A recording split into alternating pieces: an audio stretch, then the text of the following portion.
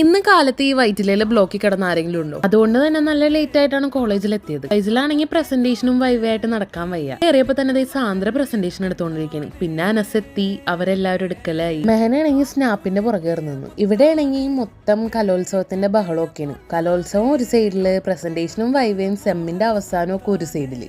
ഇതാണ് കാഴ്ച ഞങ്ങളുടെ ഹംസക്ക. എന്തോരം എടുത്താലും തീരൂല പുള്ളി എടുക്കണം. അങ്ങനെ വെയിറ്റ് ചെയ്ത് ലാസ്റ്റ് മെഹന എടുത്ത്, പിന്നെ ഞാനെടുത്ത്. ഇന്ന് എല്ലാവരും ഇതൊക്കെ തന്നെയായിരുന്നു പരിപാടി. പക്ഷെ ഇതിലൊന്നും പെടാത്ത രണ്ടുപേര് ഇതേ കിടന്നുറങ്ങണേന്ന്. അവരൊരു ഉച്ച വരെ ഒന്നും അറിഞ്ഞിട്ടില്ല. പിന്നെ ഉച്ചക്ക് ചോറ് വന്നിട്ട് പിന്നെ ഉറങ്ങി. ഉച്ചയായി കഴിഞ്ഞാൽ പിന്നെ ഇങ്ങനെ അലഞ്ഞു തിരിഞ്ഞ് നടക്കല് ഞങ്ങളുടെ ഒരു ശീലമാണ്. ഒരു മെയിൻ ആളെ പരിചയപ്പെടുത്താൻ ഞാൻ മറന്നുപോയി ഗായ്സ്. ഇതാണ് ഞങ്ങളുടെ കിങ് അസീം.